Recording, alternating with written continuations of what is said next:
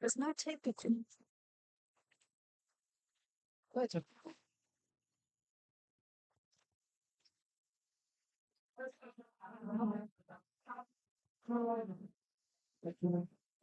There's no tape between.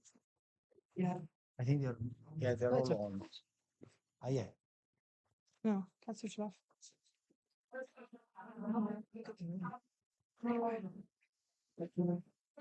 There's no tape between. Yeah. I think they're all on. Yeah. No, kannst du schlafen. Good afternoon, everybody, and welcome to this press conference of the International Observation Mission to the local elections in North Macedonia. I think Thanks to you all for your on. interest. Yeah. Up here on the podium, we have representatives of the Good OC afternoon, Office for everybody. Democratic Institutions and Human Rights. To this press conference of the Congress International of Local Observation and Mission to Regional the local Authorities of the elections in Council of North Europe Macedonia. and the Thanks to you European all for your Parliament. interest. We'll begin Up with here some on the statements from the podium, podium, and we representatives then look of the forward to your OC Office for questions. Democratic I Institutions first give and the Human floor to Rights. Matteo Press Macacci, conference who of the heads ODIHR's International Election Observation Observation Mission Mission to to the the local authorities of the elections Council in of North Europe Macedonia and and the the European European for your Parliament. interest. Everyone, We'll begin with some statements from the dear podium, guests, and we then colleagues, look forward to your questions. Excellencies, thank you First give the all floor to Matteo for Macacci, who attending heads ODIHR's this press Election conference of Observation the Mission to the International authorities of the Council Election of Europe Observation Mission and to the the European 2025 local elections in North Macedonia. Colleagues, mention my name is Matteo Macacci, and I arrived for attending this press conference of the International Election Observation Mission to 2025 local elections in North Macedonia. Since then, for over 6 months, our mission has observed and I arrived for attending across the entire country international election observation mission on the local elections. Over the past few days, we have been joined by friends for over 6 months and I mission and I arrived for attending across the entire country international election observation mission on the local elections. Over the past few days, we have been joined by friends for over 6 months and I mission and I arrived for attending across the entire country international election observation on the local Macedonia for inviting the past few days we have been joined by friends for over 6 months and I mission and I arrived for attending across the entire country international election observation on the local Macedonia for inviting the past few days we have been joined by friends for over 6 months and I mission and I arrived for attending across the entire country international election observation on the local Macedonia for inviting the past few days we have been joined by friends for over 6 months and I mission and I arrived for attending across the entire country international election observation on the local summarizing environmental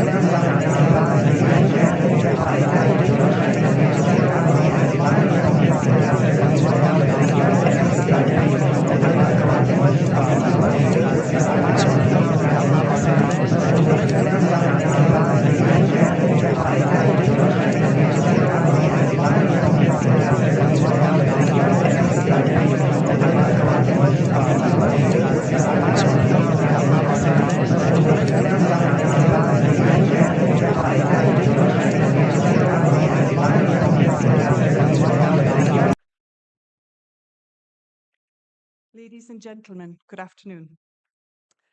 I also wish a very warm welcome to the joint press conference of the International Election Observation Missions. The Congress of the Council of Europe very much appreciates the cooperation with our partners of the OSCE, ODIHR and the European Parliament during this mission. I also thank the authorities of North Macedonia for their invitation to observe these local elections. I was pleased to be head of the delegation of the elected members of the Congress of Local and Regional Authorities. The Congress is one of the political assemblies of the Council of Europe, responsible for strengthening local and regional democracy in its 46 member states. It represents over 130,000 local and regional authorities. It regularly observes local and regional elections in the Council of Europe member states and beyond. Congress members who observe the elections are local and regional elected representatives themselves. This peer-to-peer mechanism allows us to observe electoral processes in our member states and to monitor the application of common democratic standards at subnational level. On this mission, our delegation comprised of 15 observers coming from 14 countries. We observed voting procedures in close to 72 polling stations across the country from opening until closing. In addition, we followed the counting process in 7 polling stations. The Congress delegation also held preliminary meetings on the 17th and 18th of October with a wide range of key stakeholders, including the election administration, the media, NGOs, the State Secretary of the local self-government, and candidates and representatives of the various political parties, plus independent candidates. I fully concur with Matteo Macacci has just said. We welcome the fact that election day was well organised and it was assessed positively by Congress observers, and we congratulate the election management boards. Voting was calm and orderly, and we were pleased to see the peaceful manner in which it was conducted after a competitive campaign in which a wide range of parties and candidates were motivated to participate. We also welcome that since the last Congress election observation mission, election board members have received a higher standard of training, which has increased the operational capacities of the electoral management boards, alongside their positive efforts to enhance the use of biometric identification. There were technology glitches with those machines, which we saw at first hand, and we hope that these can be addressed for the next election, helping to ensure that the starting time is always observed and procedures are not interrupted. North Macedonia is ahead of many other European countries in adopting this technology, and it's well worth every effort to further improve it. Similarly, we saw that some voters needed help to ensure that they put their ballot papers in the right boxes, as the distinguishing colours of the forms were quite pale. We recommend looking at how the distinction can be made even clearer. We were also pleased to see widespread provision of voting booths for people with disabilities. But we regret that most polling stations were not fully accessible to voters with mobility impairments, despite ongoing efforts by authorities. The authorities should increase their efforts to ensure greater access in practice and as a matter of priority. These are not just procedural points. Addressing them will ensure an even smoother election day and further enhance all voters' experience. Another positive point is the introduction earlier this year of a definition and register for online media outlets. This is intended to improve transparency complementing the requirement in the Electoral Code for fair media coverage.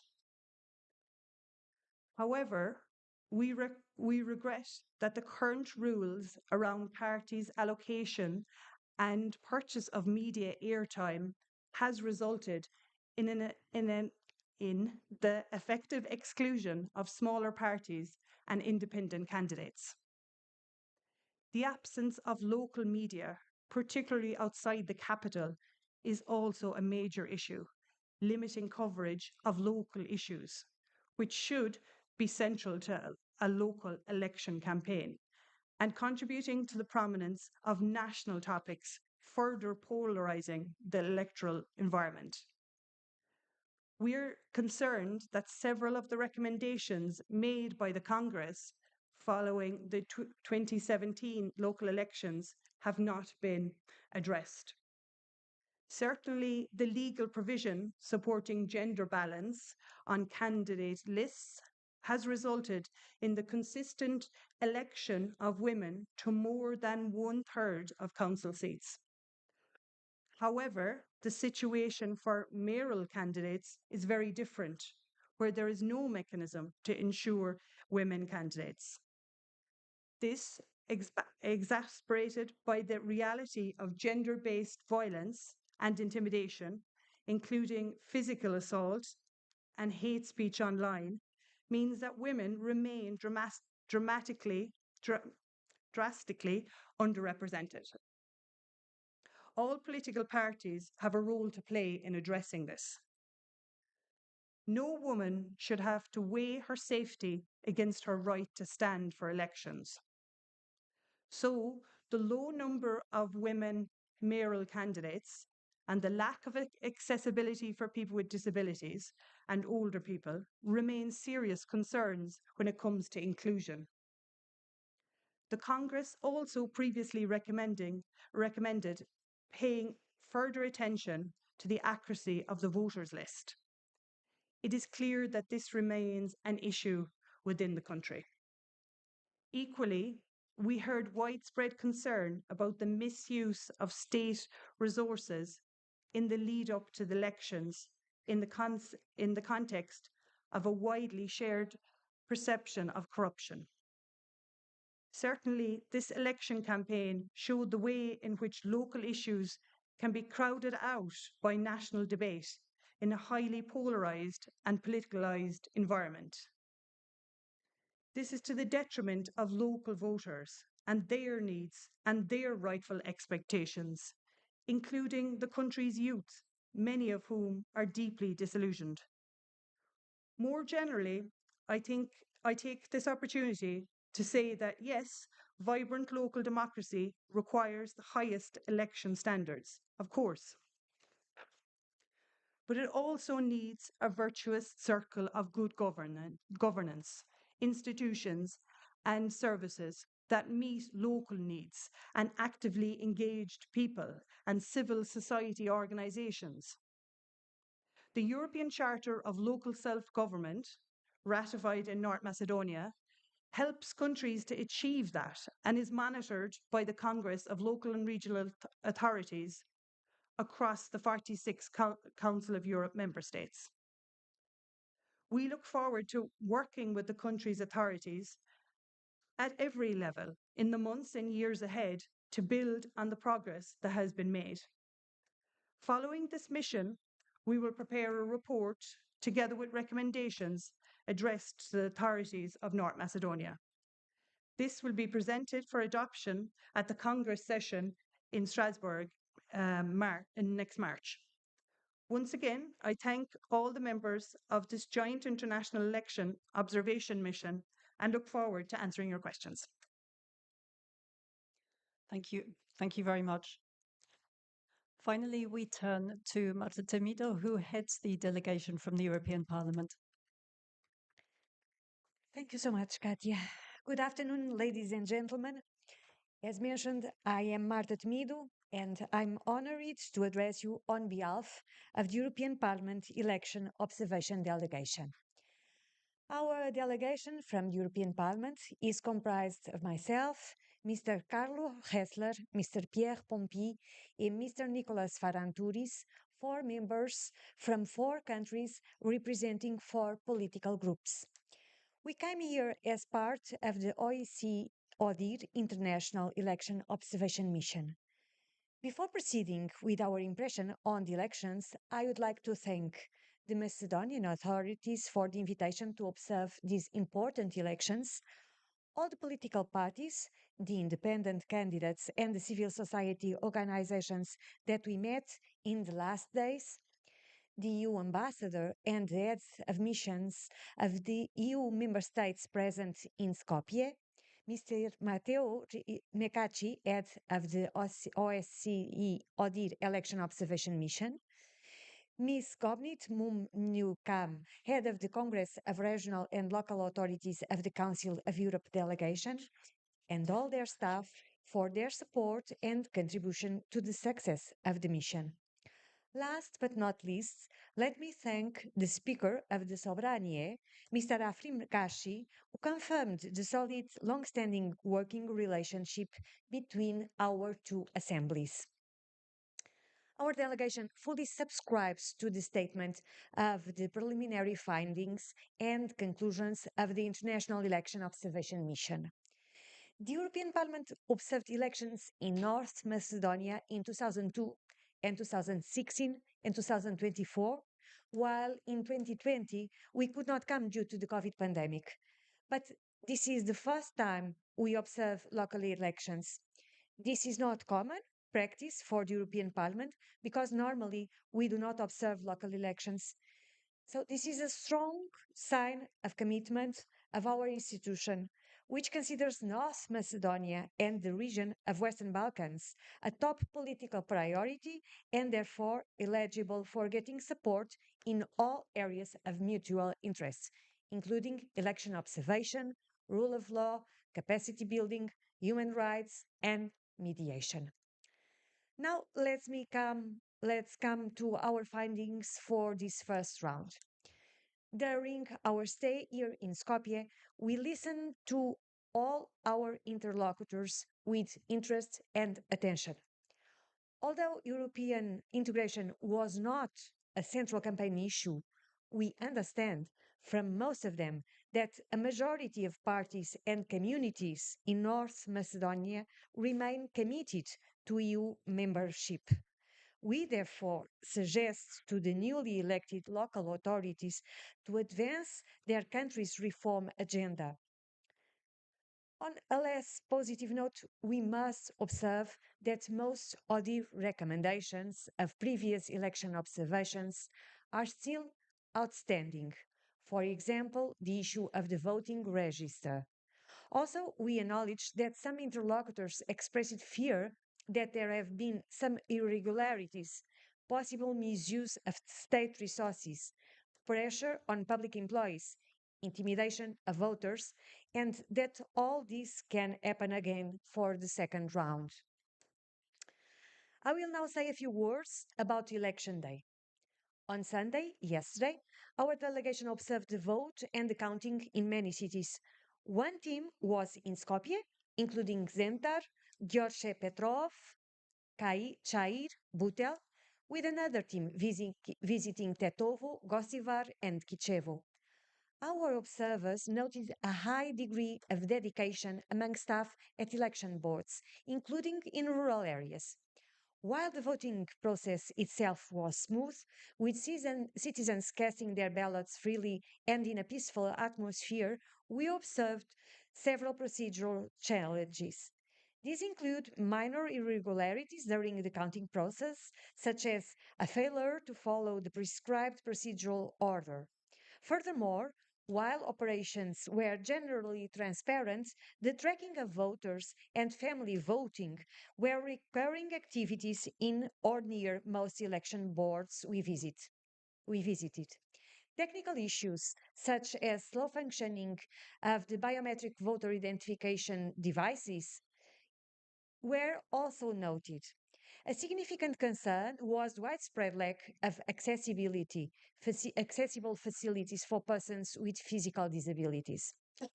In conclusion, We express our support for the Macedonian political forces to implementing the democratic reforms it has started in recent years, including on the constitution.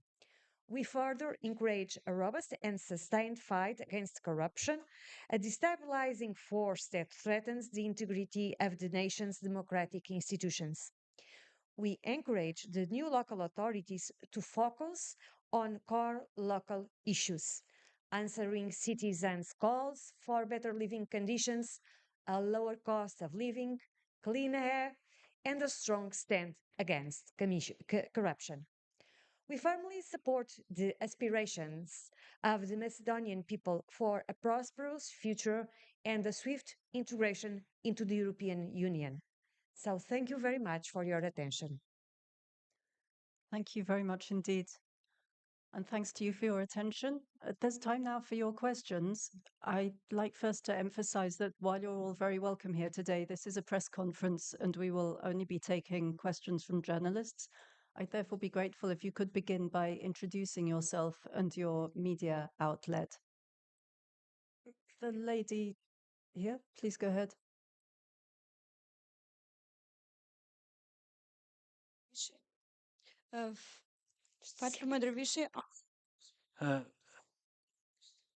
Okay, thank you. Since you are here, you have met with political parties, important political parties. What is your impression, or what is the explanation that the political parties gave to you? Why that they don't implement all the recommendations given by ODIHR? Thank you. Maybe I'll take the question since this is regarding the OD recommendations.